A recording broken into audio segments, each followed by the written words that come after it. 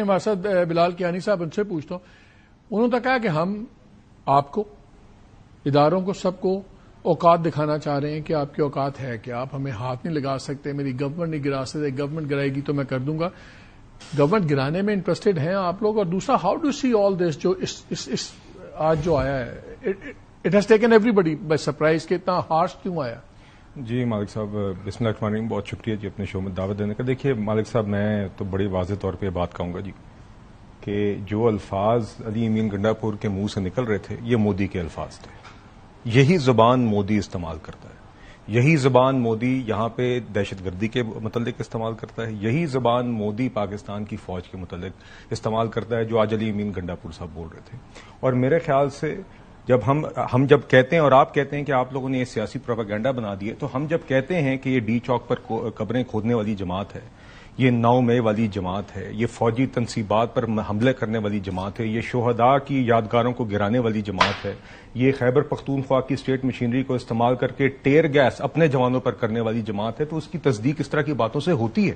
In action سے بھی ہوئی تھی اور آج اس سے بھی ہوئی تھی. اور میں واضح طور پہ یہ کہتا ہوں یہ ناقابل قبول ہے, یہ سیاست سے بڑھ کر ہے. یا تو ان کو سمجھ نہیں ہے, مگر اب سمجھ سے یہ بات آگے کی اتنے بھی یہ معذرت کے ساتھ بچے نہیں ہیں.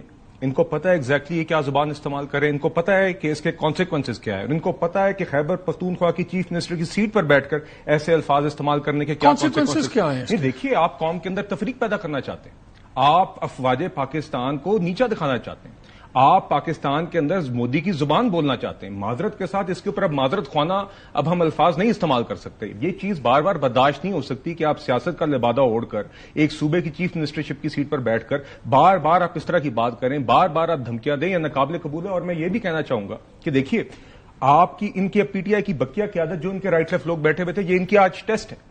یا تو وہ اس زبان کو واضح طور پر ڈسون کریں. Anything short of that will show کہ آپ اس زبان کو یہ ایسی چیز ہے. اس کانفرنس کے بعد میری آپ کی ایک بڑے سینئر لیڈر سے بات ہوئی تو انہوں نے مجھے کہا کہ یار یہ تو گراؤنڈز بن سکتی ہیں پارٹی بین کرنے کی.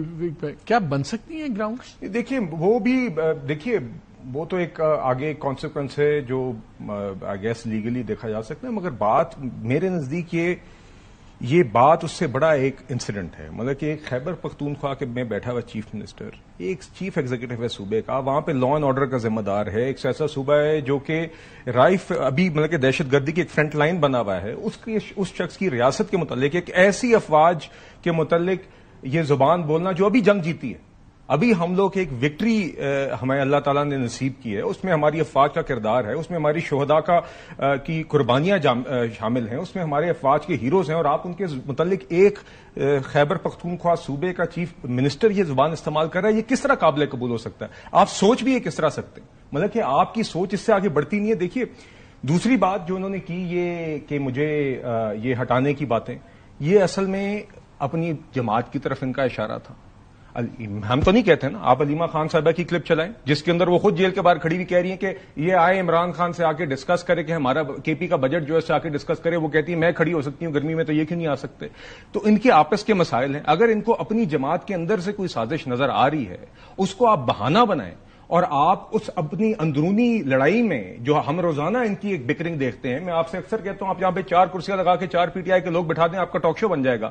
آپ اس بکرنگ کو اس حد تک لے جائیں کہ آپ اپنی افواج کے اوپر حملے شروع کر دیں, آپ اپنے شہداء کی بالکل آپ کو کوئی قدر نہ رہے, آپ کو اپنی ایک فاتح فوج کی کوئی قدر نہ رہے. اور وہ فوج جو روزانہ اسی دہشت گردی کی جنگ میں قربانیاں دے رہی ہے, خیبر پختونخوا میں بھی دے رہی ہے, بلوچستان میں بھی دے رہی ہے, تو میرے نزدیک تو جی معذرت کے ساتھ یہ بالکل ناقابل قبول ہے. Anything less than a complete apology, categoric apology, unconditional apology will be unacceptable. اور میرے خیال سے ان کی بقیہ جماعت جو ان کے سارے, چاہے وہ سیکرٹری جنرل ہیں جماعت کے, چاہے وہ اسد کے اثر ہیں سابق اسپیکر ہیں, چاہے وہ خیبر پختونخوا کے ان کے صدر ہیں جنید صاحب ہیں, جتنے بھی لوگ ہیں میرے خیال سے it is incumbent upon them کہ وہ اس کو کیٹیگوری اور اس کے لیے معذرت کریں.